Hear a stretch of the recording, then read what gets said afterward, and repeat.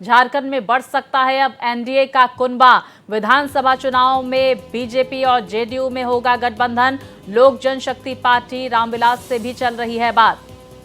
ये बड़ी जानकारी सामने निकल कर आ रही है, जहां एक तरफ एनडीए के कुनबे को लेकर ये बात, विधानसभा चुनाव में बीजेपी और जेडीयू में गठबंधन हो सकता है। एलजेपी रामविलास से भी बातचीत चल रही है।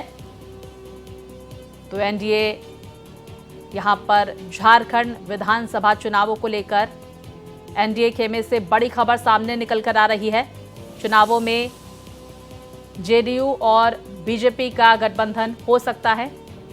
बड़ी खबर पर विस्तार से जानकारी के साथ मेरे सहयोगी मधुकर हमारे साथ जुड़ गए हैं। मधुकर, क्या अपडेट? बीजेपी और जेडीयू में गठबंधन की खबर सामने आ रही है और एलजेपी रामविलास को भी साथ ले सकती है झारखंड में। यहां पर बीजेपी और जेडीयू, क्या अपडेट आपके पास? देखिए, ये बातें काफी पहले भी हो चुकी है। हाल में करीब एक हफ्ते पहले एजेएसयू के सुप्रीमो, जिनको कहा जाता है सुदेश महतो, उन्होंने जाकर के अमित शाह से मुलाकात की थी और पहले भी बीते एक वर्ष में कई दौर की बातचीत हो चुकी है। और जितनी सूचना मुझे है कि एजेएसयू को बीजेपी इस बार पूरी तरह से दिल खोल करके सीट देने के मूड में है। और मुझे जो जानकारी मिल रही है कि 13 से 14 सीटें जो है वो दी जा सकती हैं। 15 सीटों की मांग एजेएसयू करेगा, लेकिन 13-14 जो भी हो, अभी फाइनल बातचीत और होगी, कई दौर की बातचीत होगी। जहां तक बात जेडीयू की है, तो जेडीयू भी लगातार झारखंड में चुनाव लड़ता रहा है जी। लेकिन इस बार क्योंकि निर्दलीय विधायक जो कि मूल रूप से भाजपाई ही रहे हैं, सरयू राय अब जेडीयू में आ गए हैं। तो अब इतना जो मुझे जानकारी है कि इतना तो तय हो चुका है कि जमशेदपुर पूर्वी के सीट से, जिस सीट से सरयू राय वर्तमान में निर्दलीय विधायक हैं, उसी सीट से जेडीयू के प्रत्याशी के रूप में, यानी एनडीए के प्रत्याशी के रूप में वो चुनाव लड़ेंगे। तो एक तो ये फाइनल हो गया। अब 1 से 2 सीट जेडीयू को और दी जा सकती है। अब उन 2 सीटों की बात कहां होगी, ये अभी तय होना बाकी है।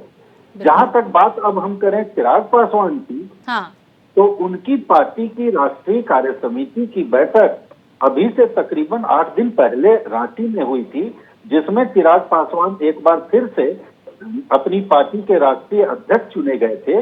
उस दिन बातचीत में उन्होंने साफ तौर पर कहा था कि हमारी पार्टी भी यहाँ चुनाव लड़ने की इच्छुक है।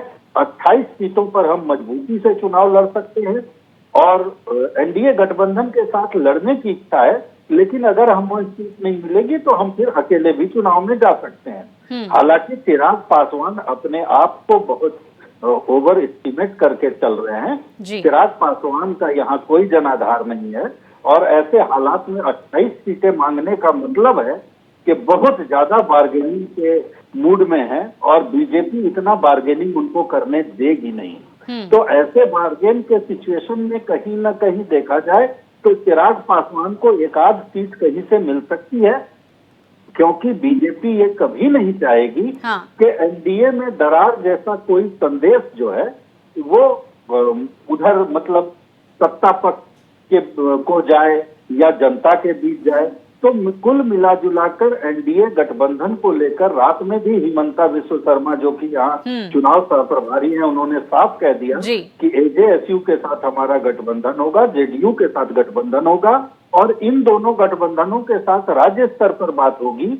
लेकिन चिराग पासवान का मामला जहां तक है, वो दिल्ली से बात करेंगे, दिल्ली ही उनसे बात करेगा। तो ऐसे हालात में तमाम चीजें अब धीरे धीरे स्पष्ट हो रही हैं। बिल्कुल मधुकर, देखिए चीजें स्पष्ट होती हुई नजर आएंगी, क्योंकि आपने जिस बात का जिक्र किया, अभी तमाम बैठकों का दौर भी चलेगा। बहुत शुक्रिया आपका तमाम जानकारियां हम तक पहुंचाने के लिए।